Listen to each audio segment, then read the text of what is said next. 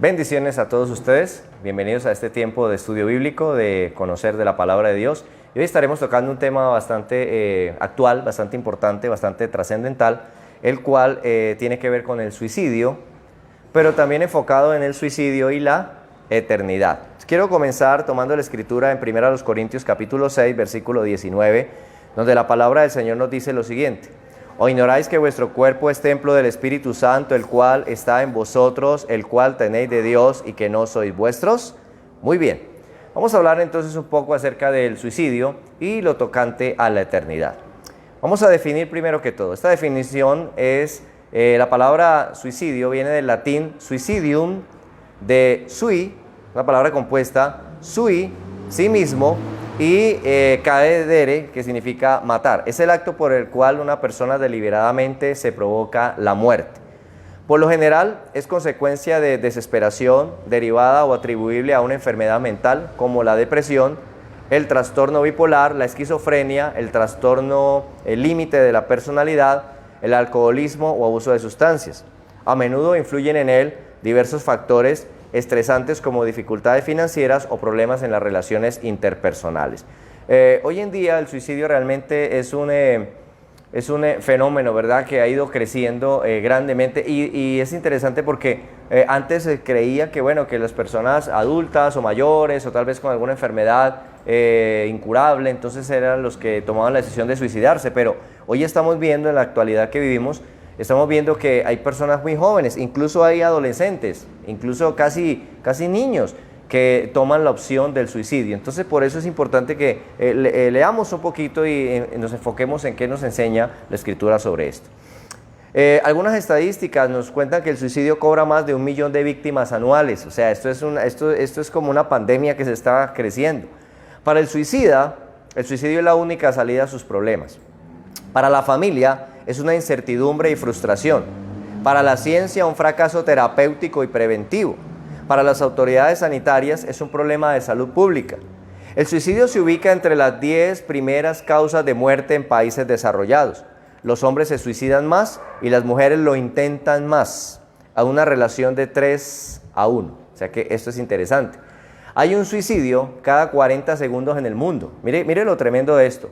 Un suicidio cada 40 segundos en el mundo. 60,000 lo intentan sin éxito. Es mayor el índice entre los 15 y los 25 años. En las culturas milenarias se practicaba para escapar de una penosa enfermedad, por lealtad a la patria o a un líder, para ofrecerse a los dioses o por ser abandonados por su cónyuge, o sea, llegar a un grado de desesperación. En África se consideraba maldita la casa o el árbol donde alguien se suicidaba. Otras culturas abandonan el cuerpo del suicida a las aves de rapiña. Bien, algunos casos de suicidios mencionados en la Biblia. ¿La Biblia habla de algunos casos de suicidios? Sí, y vamos a tocarlos rápidamente. El primero de ellos, podríamos decir que el caso de Sansón.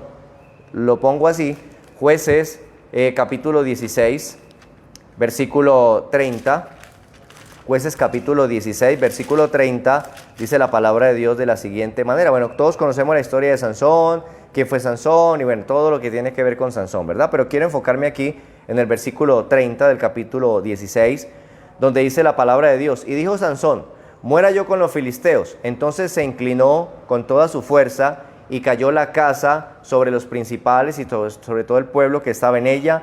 Y los que mató al morir fueron muchos más que los que había matado durante su vida. Conocemos entonces que Sansón termina ciego, derrotado, encadenado por los filisteos debido a su propio pecado en contra del propósito de Dios, de su voto de nazareato, ¿verdad?, de servicio a Dios. Pero aquí encontramos el desenlace de Sansón, es que Sansón ora a Dios y le pide que le dé la oportunidad de vengar sus ojos lo que le hicieron. Y dice que le pidió un muchacho que lo llevara en esa fiesta especial en el templo del dios de los filisteos y que pusiera las manos sobre las columnas principales, y entonces derribó el templo, mató más filisteos que en toda su vida. De hecho, ese fue el propósito de Dios para Sansón, que fuera el azote para los filisteos, la venganza para los filisteos. Pero bueno, queda ahí el sinsabor, ¿verdad? Sansón fue y dijo, listo, muera yo con los filisteos. O sea, entendía que iba a morir y que en el acto que iba a hacer iba a morir. Entonces, bueno, nos queda así como en entredicho si Sansón se suicidó o Sansón sencillamente hizo lo que tenía que hacer, derribar el templo, y pues obviamente en esto él iba a perder la vida. Entonces realmente el caso de Sansón es un caso que nos queda ahí como en vilo, ¿verdad? El caso es que él hizo lo que tenía que hacer y de esta manera pues derribó el templo y entonces cayeron. Y bueno, miremos el segundo caso, tiene que ver con Saúl, el rey Saúl. Vamos a mirar en primero de Samuel capítulo 31. Primero de Samuel capítulo 31, el versículo 5 nos habla acerca de este personaje Saúl. Entonces dijo Saúl a su escudero: saca tu espada y traspásame con ella, para que no vengan estos incircuncisos y me traspasen y me escarnezcan. Mas su escudero no quería, porque tenía gran temor. Entonces tomó Saúl su propia espada y se echó sobre ella. Y viendo su escudero a Saúl muerto, él también se echó sobre su espada y murió con él. Entonces el primer caso que vemos aquí en este relato tiene que ver con el rey Saúl. Rey Saúl que fue desechado por Dios para que no fuera más rey, derrotado por sus enemigos, tomó posturas prácticamente de loco, de hecho estuvo hasta endemoniado, se fue a buscar pitonisas o brujas para tratar de recibir un mensaje de parte de Dios, pero luego ya lo vemos aquí en este final, donde en medio de la batalla él es herido, pero no es herido de muerte. Déjeme decirle algo, culturalmente en el ámbito de batalla, culturalmente, en este caso el rey, que era Saúl todavía, si el rey quedaba herido, pero quedaba muy mal herido, y estaban perdiendo la batalla, para que no dijeran los enemigos que cogimos al rey y matamos al rey, o lo llevaran de esclavo, entonces sencillamente su escudero, que era su paje de armas, era el encargado de, a la orden del rey, quitarle la vida. Decirle, él, si estaba muy mal herido, le decía: porque es mejor morir en las manos de mi escudero y no de mis enemigos. Y por honra, el rey moría a manos de su escudero. Pero en este caso lo interesante que podemos ver aquí es que sencillamente el rey no estaba herido de muerte, estaba herido, pero no de muerte. Y entonces le dice al escudero que le quite la vida. El escudero se rehúsa porque se da cuenta que él realmente no está herido de muerte. Entonces se rehúsa a quitarle la vida, y es entonces donde Saúl mismo, dice el texto, que Saúl mismo se echó sobre su espada.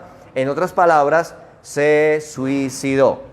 El tercer caso que aparece aquí en la escritura pues tiene que ver con el escudero de Saúl, precisamente en este mismo relato, donde dice en el verso 5: y viendo su escudero a Saúl muerto, él también se echó sobre su espada y murió con él. Así de que entonces el escudero, cuando vio que su rey se quitó la vida y él iba a quedar en manos de del ejército enemigo, de sus captores, pues sencillamente dijo: no, pues si mi rey se quitó la vida, yo muero con mi rey. Y se echó también sobre su espada y por lealtad a su señor también se suicidó. Entonces aquí vemos casos donde la Biblia nos muestra que personas tomaron su propia vida en sus manos. De eso se trata el suicidio: tomar mi propia vida en mis manos. Veremos otro.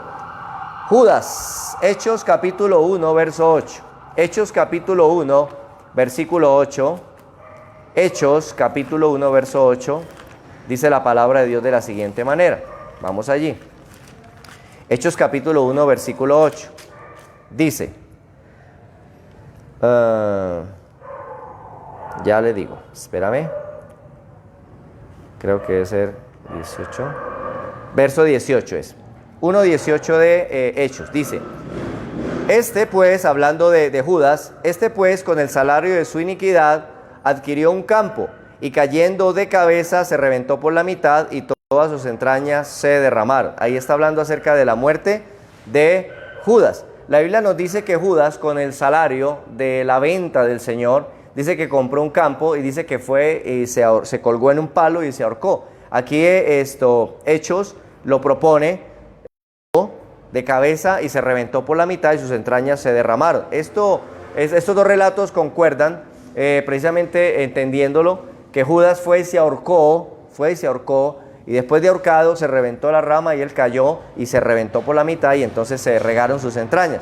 El caso es que Judas traicionó a Jesús y no buscó el perdón, no buscó la misericordia. Fue tal lo amargo que estaba viviendo que más bien tomó la decisión de quitarse la vida. O sea que Judas también se suicidó. Otro, Primero de Reyes 16:18.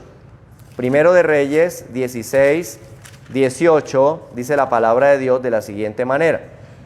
Dice: mas viendo Zimri tomada la ciudad, se metió en el palacio de la casa real y prendió fuego a la casa consigo, y así murió. Este es Zimri, un rey malvado que mató a todos sus parientes y amigos y a él mismo. Dice que prendió la casa y él mismo se incineró, se suicidó. Este se suicidó incinerado, quemándose. Tenemos otro caso, segundo de Samuel, capítulo 17, segundo de Samuel, capítulo 17, dice la palabra de Dios lo siguiente, en el verso 23, dice: pero Ahitofel, viendo que no se había seguido su consejo, enalbardó su asno y se levantó y se fue a su casa, a su ciudad, y después de poner su casa en orden, se ahorcó, y así murió, y fue sepultado en el sepulcro de su padre. Ahitofel, un consejero del rey, y al ver que Absalón no había seguido el consejo que él le había dado, se colgó. Este no aguantó que no le hubieran atendido el consejo, y dice que fue y se ahorcó. Ahora, es interesante que pudiéramos mirar que estos casos que encontramos aquí en la palabra de personas que se suicidaron, que tomaron su propia vida en sus manos, estaban en un contexto de maldad y de pecado. O sea, usted puede mirar que cada uno de ellos que tomó esta fatídica decisión estaban más o menos en un contexto de pecado, excluyendo el caso de Sansón, que realmente pues es un caso un poco difícil de ubicar, de contextualizar, pero pues lo pusimos ahí, lo trajimos a colación como para tener otro archivo más allí, ¿verdad? Pero realmente miramos que el contexto de todos estos que se suicidaron, que se quitaron la vida, fue en un contexto de maldad, de pecado, de estar alejados de Dios, de haberse apartado de Dios. Entonces, es interesante esto, ¿no? ¿Cuál es el punto de vista acerca del suicidio? Existen al menos dos posturas dentro del cristianismo frente al suicidio. Aquí ya vamos a entrar un poquito en lo que tiene que ver con teológico, porque hay dos posturas dentro del cristianismo, hay dos posturas que tienen que ver con el suicidio. Vamos a tratar de enfocar las dos y pues a dejar un poco claro este tema. Aclaremos que el tema que nos compete en este caso el suicidio sería si un creyente se condena al suicidarse. No hablamos de una persona no creyente, pues en pecado vive y en pecado se muere, ¿verdad? La Biblia dice que la paga del pecado es muerte, ya sea que le quiten la vida o ya sea que él mismo se la quite, pero pues la paga del pecado es muerte. Pero estamos hablando ya en el caso, en el ámbito de iglesia, en el ámbito de un creyente, de un cristiano que decide tomar la decisión de quitarse la vida. O sea, lo decimos porque es que ha pasado, y no solamente estamos hablando de creyentes, sino que también pudiéramos hablar de líderes cristianos, de líderes de iglesia, ¿verdad? Podemos hablar del tema de pastores que han tomado la decisión de suicidarse. Entonces, este tema es bastante controversial. Pero miremos lo siguiente. Hablamos de una persona creyente que toma la decisión de quitarse la vida. Bueno, lo que a nosotros nos compete sería pensar si esa persona se va a condenación o no se va a condenación. Es ahí el centro del problema. Si entendemos que el suicida se quita la vida a sí mismo, pues entendemos que esa persona, listo, murió en su pecado y se perdió. Pero estamos hablando de creyentes, y lo decimos así porque, como repito, han habido casos de creyentes que se han suicidado. Entonces, ¿qué sucede ahí? Bueno, vamos a mirar. Primera postura: el creyente que se suicida no se condena. Esa es una primera postura dentro del ámbito de iglesia, dentro del ámbito teológico. La primera postura es: el creyente que se suicida no se condena. Bien, miremoslo. Para un grupo de cristianos, el suicidio no puede separar a un salvo de Dios. Es decir, la salvación de una persona no se pierde por suicidarse.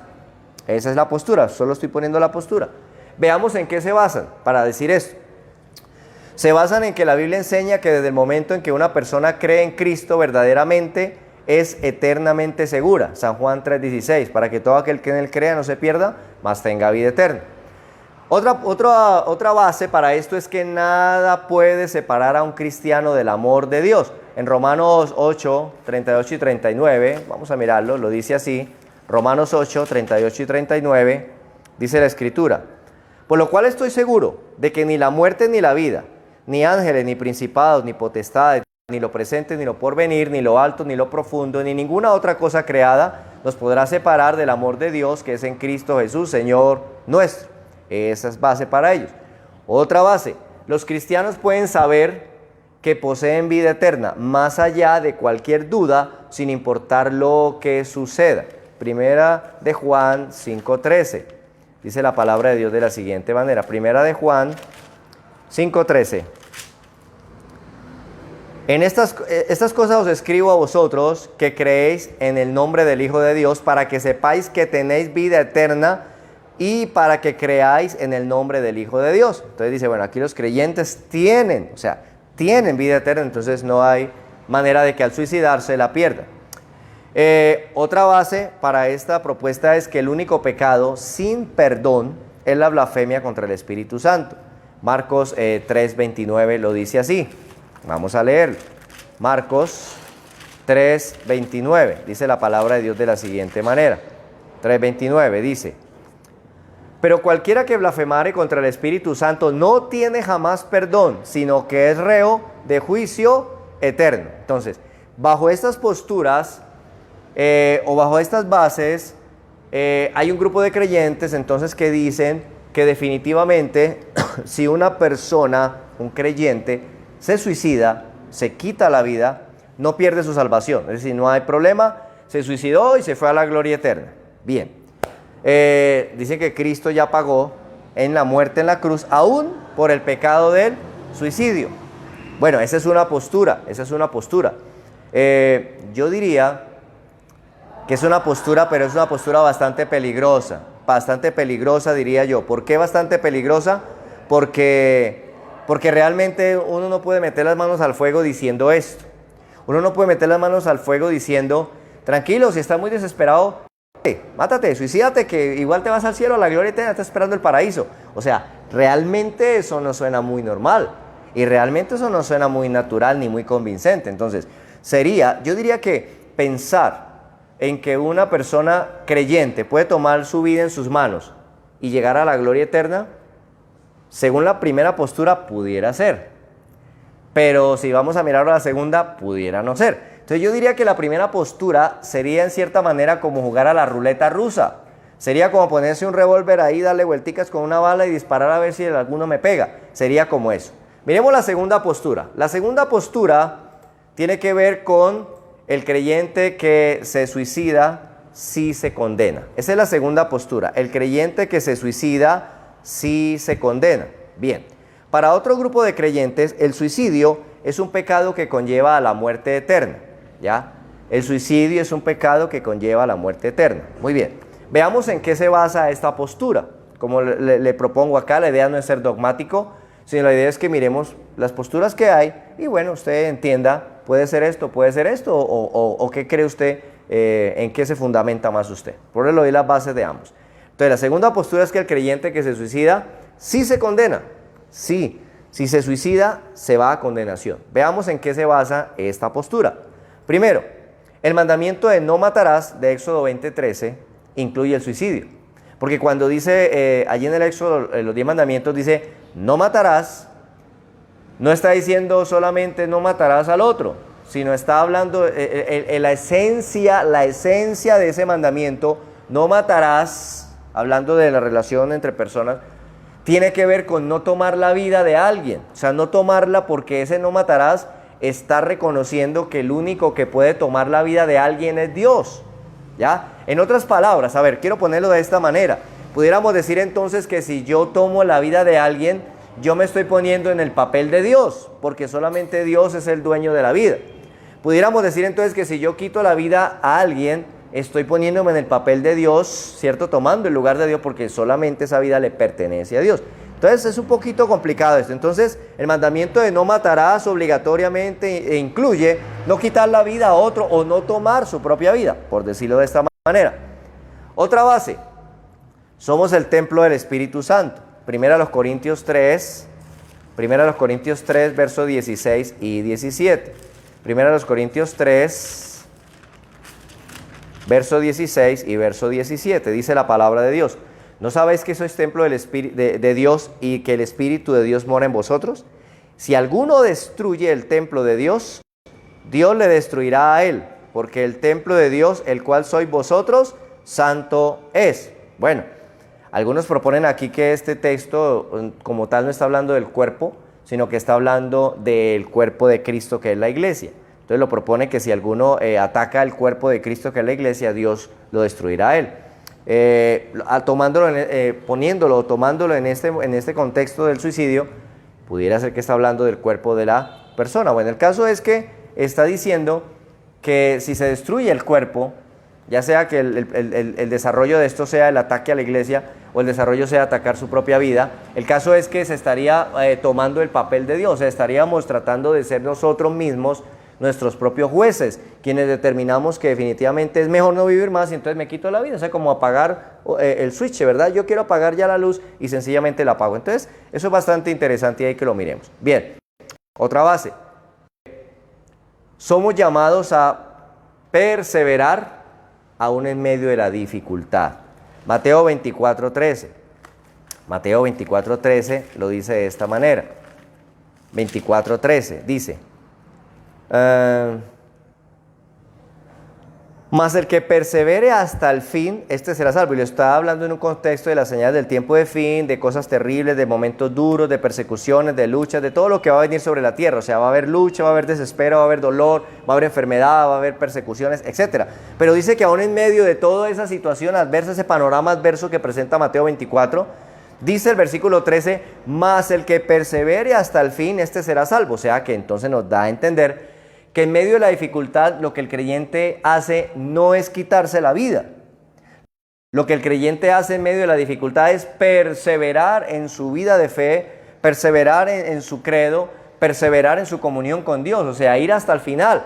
No decir, no, esto está muy duro, yo mejor me mato. O sea, lo que habla es de perseverar, no da ninguna opción de, bueno, si está muy dura la cosa, pues quítese la vida. Esto es interesante. Otro punto, otra base para esta propuesta de que si el creyente se suicida se condena, es que nosotros no cumplimos los deseos del maligno. San Juan 8:44. Juan 8:44 dice de la siguiente manera. San Juan 8:44 dice: vosotros sois de vuestro padre el diablo, y los deseos de vuestro padre queréis hacer. Él ha sido homicida desde el principio y no ha permanecido en él la verdad, porque no hay verdad en él. Cuando habla mentira, de suyo habla, porque es mentiroso y padre de mentira. Aquí en este contexto, el Señor está confrontando a unos personajes que procuraban matar al Señor. Escúcheme, procuraban matar al Señor. Y el Señor les enfrenta y les dice, ustedes son de vuestro padre el diablo, y los deseos de ustedes quieren hacer. Le está hablando a aquellos que se están oponiendo a él. Y le dice, él ha sido homicida desde el principio, y ustedes me quieren matar a mí. Entonces el Señor relaciona el hecho de querer matar a alguien con un deseo del diablo, ¿cierto? Bien, ¿será que el suicidio no tiene que ver entonces con un deseo del diablo? Porque si el diablo desea que alguien se levante contra otro para quitarle la vida, ¿no deseará también que uno mismo se quite la vida para quitar esa potestad, por decirlo de esta manera, entre comillas, quitar esa potestad de las manos de Dios? No sé, le dejo solamente a él la inquietud. Entonces, los creyentes no cumplimos los deseos del maligno. Por eso es interesante entender que tal vez un creyente no vaya a dar el paso de suicidio, no lo haga, porque pues tenemos, ¿verdad?, vida en él y tenemos a quien correr cuando estamos en dificultad. Otro punto, no hay vida eterna para el asesino. Primera de Juan 3:15. Primera de Juan 3:15 dice la palabra de Dios de la siguiente manera. Primera de Juan 3:15 dice de la siguiente manera. Primera de Juan 3:15 dice: todo aquel que aborrece a su hermano es homicida, y sabéis que ningún homicida tiene vida eterna permanente en él. ¿Qué está diciendo? Que el homicida, propone acá el homicida, el asesino, no tiene vida eterna, la vida eterna no permanece en él. Ahora, está hablando de ofender a otro, pero lo propone así, es un homicida, quita la vida, o quita la honra, etcétera, etcétera. Entonces, aquí dice el homicida, no hay homicida que tenga vida eterna permanente en él. Quitarse la vida sería también un homicidio, sería también atentar contra mi vida, quitar mi propia vida. Entonces, tal vez la vida eterna no esté ahí, ¿verdad? Bueno, otro punto es que es una obra de la carne. Gálatas 5, 19 al 21. Gálatas 5, 19 al 21.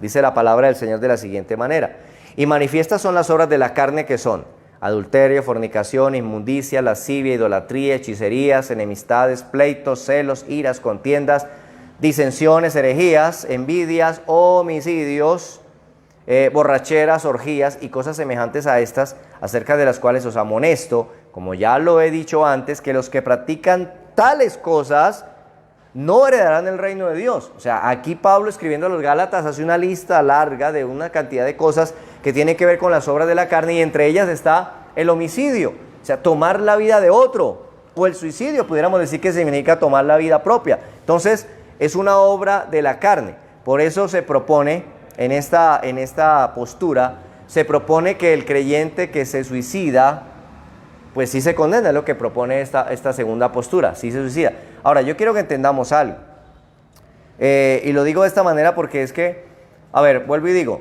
hay dos posturas: que el creyente se suicida pero no se condena; otra, que el creyente se suicida pero sí se condena. Ahora, la pregunta es la siguiente,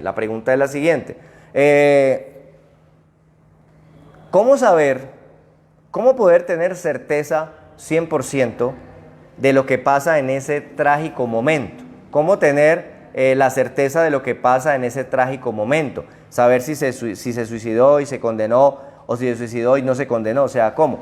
Algunos dicen, bueno, depende del tipo de suicidio. Si se pega un tiro que es instantáneo, ¡pah!, ya, listo, se murió, pues no alcanzó ni a decir perdón, ¿cierto? Bueno, se murió y se condenó. Bueno, pero si el hombre se tira por ahí de un puente, entonces mientras va volando, entonces le dice, Señor, yo aquí me estoy matando, pero perdóneme, yo quiero ir a la gloria eterna, y pum, se estalló y se fue a la gloria eterna. Realmente no sé. Es muy complicado ser dogmático en ese punto. Yo lo que entiendo es, primero, que los creyentes tenemos una diferencia a los no creyentes. Es lo que yo entiendo. O sea, voy a decir lo que yo entiendo. Yo entiendo que nosotros los creyentes, los hijos de Dios, también pasamos por problemas. También pasamos por momentos de desesperación como lo pasan los inconversos. También sufrimos de enfermedades mortales, incurables y a veces dolorosas como lo pasan los inconversos. Pero lo que yo entiendo, lo que yo alcanzo a comprender es que definitivamente la diferencia del inconverso al creyente es que el creyente tiene a dónde ir. El creyente es hijo de Dios, el creyente puede acercarse a Dios, el creyente puede buscar a Dios, puede ir a Él y de esta manera recibir el consuelo y la fortaleza que se necesita para poder perseverar hasta el fin. Es lo que yo entiendo. Si no, ¿cuál sería la diferencia, verdad? Viviríamos entonces solamente una religión donde yo también voy a tener problemas como los tienen ellos, pero ellos toman la decisión de quitarse la vida porque no son capaces de enfrentar lo que viene, pero yo como hijo de Dios también me la quito porque tampoco soy capaz. Entonces, ¿cuál es la diferencia de ser creyente o de tener a Dios? Eso es lo que es interesante. Yo creo que si vamos a Él, el Señor mismo dijo, el que a mí viene, yo no le echo fuera. Entonces, yo solamente quiero poner mi punto de vista aquí y decir, yo pienso que un creyente no pensaría, por más ataque del enemigo, no pensaría en la salida del suicidio porque tiene a quién ir, tiene a quién acudir. Es más, yo me atrevería a decir que si yo como creyente me suicido, estaría diciendo entonces que Dios no es suficiente, que Cristo no es suficiente, que el Espíritu Santo en su obra de consolar y fortalecer tampoco es suficiente, no pueden. O sea, yo diría entonces que la Trinidad como tal se junta y juntos no pueden hacer nada en medio de mi dolor o en medio de mi situación. Por eso me quité la vida, porque es que ni Dios pudo hacer nada. O sea, eso sería ese grado, lo entiendo yo. Yo creo que un creyente, en medio de la tribulación más tremenda, buscaría a su Dios, se acercaría a Dios y estaría dispuesto a morir en la situación que fuera, pero a manos de Dios, por decirlo de esta manera, a manos de su Dios, si no él tomar la decisión de quitarse la vida. Entonces, es un tema, como le digo, bastante difícil. No me gusta ser dogmático donde no me gusta asegurar donde no puedo asegurar. Realmente yo creo que el último momento es entre Dios y esa alma. Pero lo que yo sí alcanzo a entender y alcanzo a ver es que yo tengo una diferencia con el que no tiene a Dios, y es que yo en mi tribulación tengo a quien buscar para que me fortalezca, mientras que aquel que no tiene a Dios, pues tal vez esa sea la única solución que tenga, el suicidio, ¿verdad? Entonces, esto es interesante. Concluyendo, existe una última posición, aparte de estas dos que he hablado, y es la del catolicismo romano con su doctrina del purgatorio. Allí se propone que el purgatorio es una última oportunidad aún de expiar ese pecado, el pecado del suicidio, que si la persona se suicidó es un pecado, porque se tomó la vida en sus manos, que no se debe hacer, pero que cuando va al purgatorio allá paga ese pecado y de ahí lo sacan y se lo llevan al cielo. Esa es una doctrina del purgatorio, una doctrina del catolicismo romano en lo tocante al suicidio. Pero yo debo decir con toda sinceridad que eso no es bíblico, porque para empezar el purgatorio no existe.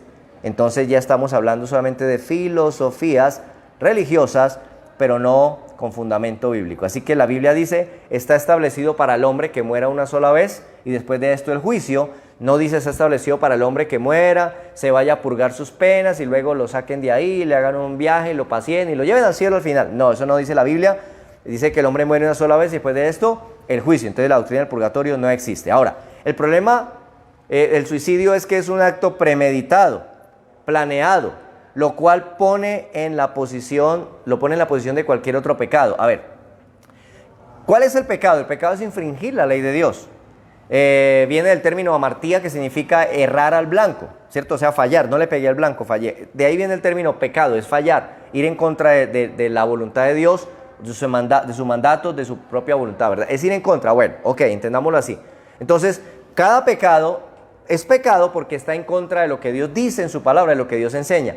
El suicidio es un pecado, porque Dios en ninguna parte dejó establecido en la Escritura que si Dios estaba muy desesperado, usted se quitara la vida. Eso no está en la Escritura. Los que lo hicieron bajo su propia voluntad y se tienen que atener a la consecuencia de lo que hicieron. Entonces, el suicidio, una persona que se suicida, escúcheme, no es que se levantó y ¡ay, me morí! No.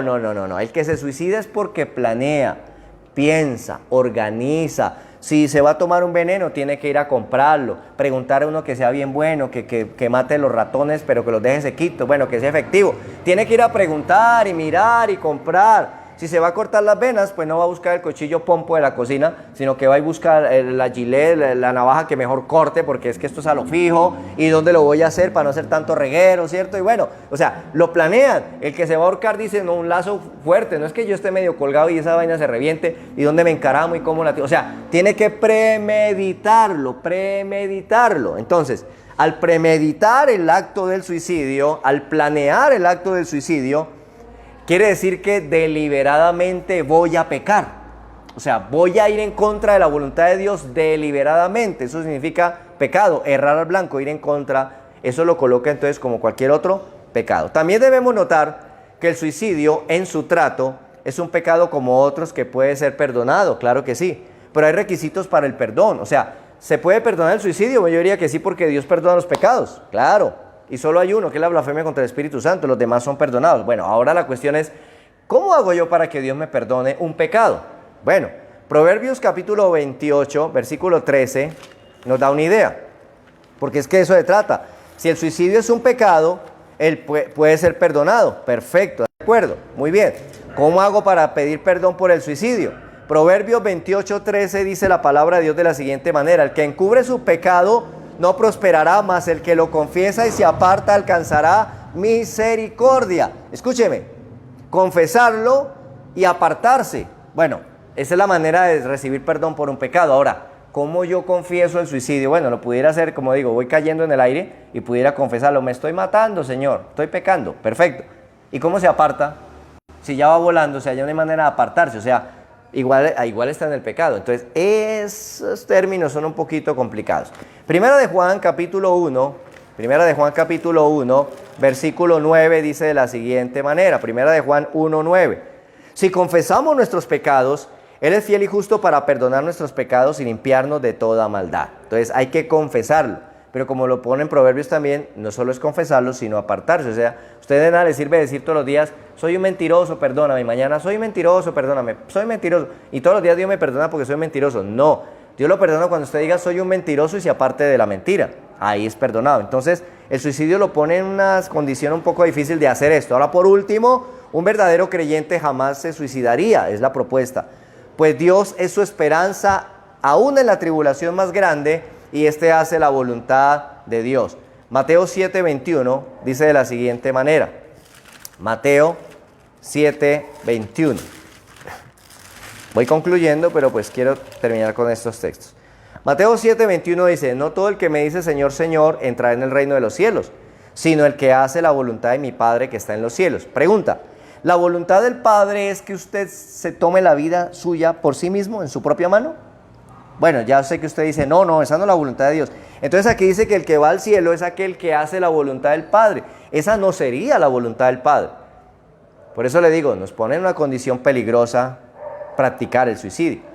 Y este tiene fruto, el creyente tiene fruto del Espíritu de Dios. Gálatas 5, 22 al 24. Gálatas 5, 22 al 24. Espérate, ya lo busco acá.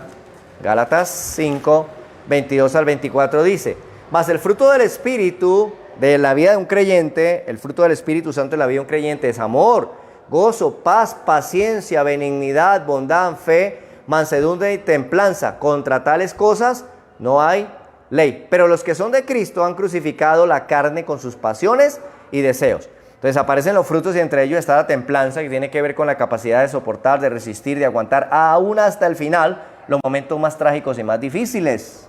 Entonces entenderíamos que al tomar nuestra vida en nuestra propia mano, pues sería entonces decir que el Espíritu no está en nosotros, que no estamos haciendo la voluntad del Padre, que entonces yo realmente no soy un creyente, ¿verdad? Puedo ser un religioso o un practicante, pero realmente no soy un creyente, y esto me pondría entonces en esa desventaja. Así que, amados, quiero concluir en este punto, hasta aquí llegamos, pero quiero decir que realmente el suicidio es un flagelo que nos está castigando, y la idea es que está matando o está llegando a una cantidad de personas y la razón es precisamente por estar alejados de Dios y de su palabra. Así que les dejo con esta enseñanza.